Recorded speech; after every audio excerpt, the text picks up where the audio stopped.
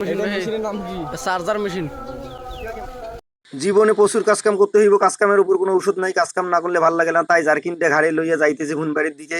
জঙ্গল মঙ্গল আজকে সাফ কইরা একদম পরিষ্কার ঝকঝকা করে রাখবো, যাতে এটাতে পরবর্তীতে ঘাস লাগাতে পারি। আর এরা দুজন পানি নিয়ে আসতেছে, কারণ পানি অনেক দূরে, পানি আনতে অনেক কষ্ট হয়। তাই পানি এরা বালতিতে করে নিয়ে এলো। তারপর পানি আর ঔষধ একসঙ্গে মিশ্রণ করে জার্কিনের ভিতরে দিলাম। দেওয়ার পর জার্কিনের খাপাটা ভালোভাবে টাইট দিতেছে। ঔষধগুলো শরীরের মধ্যে না পড়ে, কারণ এগুলো অনেক বিষাক্ত ঔষধ, এগুলো শরীরের মধ্যে শরীরের ক্ষয়ক্ষতি হতে পারে। তাই ভালোভাবে টাইট মাইট দিয়ে একে ফিতের মিতে লাগাইয়া ফাইমরে বললাম যে একটা আমার হাতে দাও। ফাইম চাচা একটা হাতে দিল।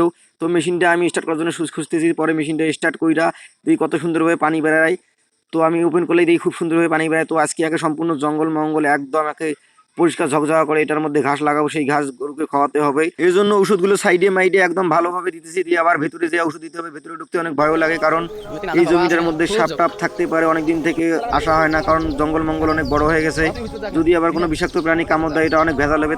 তাই খুব ভয় ভয় করে ওষুধ দিতেছি। আর আপনারা যারা কাজ কাম করেন না, তারা বেশি বেশি কাজ কাম করবেন। কাজ কাম করতে কোনো শরম নাই, কারণ কাজ কাম করলে শরীর অনেক ভালো থাকে এবং মনটাও অনেক ভালো থাকে। তাই সবাই প্রতিনিয়ত কাজ কাম করুন।